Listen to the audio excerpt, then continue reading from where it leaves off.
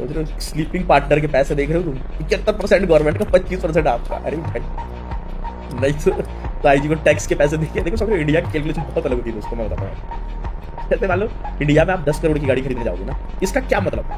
अगर आपको बिजनेस करते हो तो सबसे पहले आपने 18% मिनिमम जीएसटी दिया होता है, और आपने टैक्स वैक्स मिला के दिया होता है 30% plus surcharge on all the things, बाकी सेस वगैरह ऑलमोस्ट 35। तो आप मान के चलो ना करते हुए भी टैक्स प्लस जीएसटी वगैरह ये सब मिला के 50% आप पकड़ के ही चलो, 50% आपका टैक्स ही जा रहा है।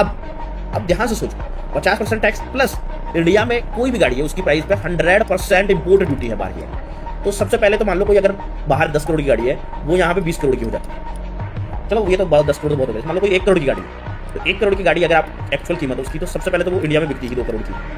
अब इंडिया के अंदर 2 करोड़ एक नंबर के पैसे कमाने के लिए आपको कितना करना पड़ेगा?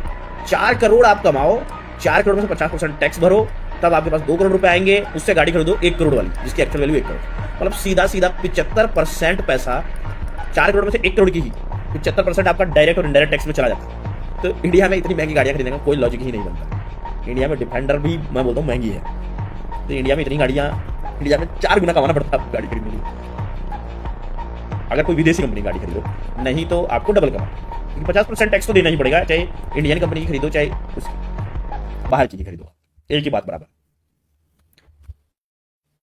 यार अनफेयर है यार ये तो, मतलब यार गवर्नमेंट को भी समझ रही है यार, 75% लोगों की ले रही है भाई, थोड़ा तो देखो यार। तो 30% की कैप लगा दो भाई, डायरेक्ट इनडायरेक्ट टैक्स हटा के एक ही तरीके का टैक्स होना चाहिए।